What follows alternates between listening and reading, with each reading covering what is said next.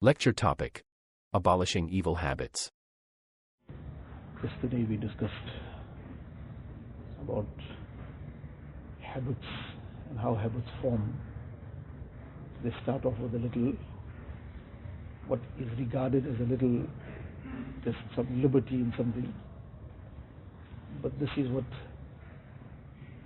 is the problem, that something that is regarded as nothing because it's a small matter. So a person indulges in that, but that is what becomes a means of the problem later on. Big fires always don't start off in a big way. More often than not, huge fires start off with a spark. One spark, and then that spark becomes a flame, and then that flame becomes a fire, and that fire becomes an inferno, and then it engulfs the whole place down. So that spark is not any less dangerous than that huge fire. The difference is that huge fire, it's already blazing, and a person, Allah forbid, falls into that, he'll get burnt in a moment, and that spark might grow into a flame, and then it'll spread. So it might take a minute, might take a few minutes, but the end result is the same of both. The end result of that huge fire and the end result of the spark is one and the same, it's destruction.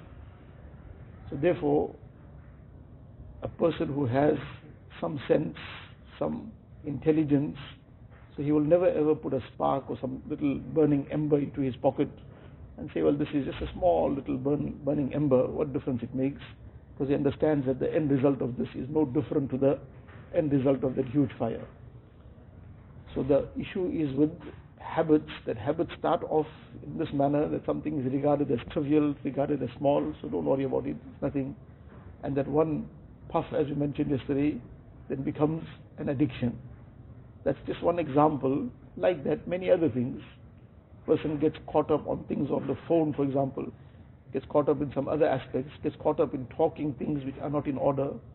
So it starts off in some circle, some group that he gets himself into, and because that's a kind of conversation that takes place there, so he also uses some words once in a while, but that once in a while starts becoming all the time, and then he can't seem to change the way he's talking, the wrong way he's talking.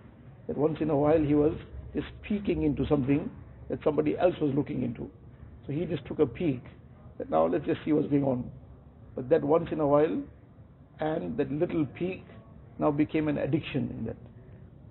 So this is the way Shaitan drags a person into the problem, by making him feel nothing and trivializing that spark. This spark is nothing, what difference it makes? So now that's one part of it. The one part of it is how these habits become then huge problems. Now the other part of it is that how to undo these habits. A person unfortunately fell into something, and he's now trapped himself into this problem which he wants to get out of, but that problem has become bigger than him, so to say. So now how does he undo that? So the details are many, but if we take a lesson from the lives of the Sahaba Ikram, that they had been, because it was permissible at that time in the early days of Islam still, and it was coming from the times of Jahiliyyah, that they were steeped in drinking, and this was flowing in their veins. But when the command of Allah Ta'ala came, that this is now prohibited, then in that one command and in that one order of Allah Ta'ala, this lifetime of drinking and being addicted to drinking, this was given up in a moment. Now what power was that, and what strength was that made somebody who was addicted to something so intense and for such a long period of time, for years on end, people's lifetimes came out in that, and now in the old age, now they are hearing this command, and they too gave it up in that one moment. Now, what strength was that? That cannot be any external thing. That can only be something which Allah Ta'ala had blessed them in their hearts, which was the strength of Iman. The strength of Iman, the consciousness of Allah Ta'ala, that overcame anything and everything else. So when the command came, that was enough. So this is the bottom line, that to the extent a person develops this consciousness of Allah Ta'ala, develops this inner strength, the imani strength. That is what will overcome everything else.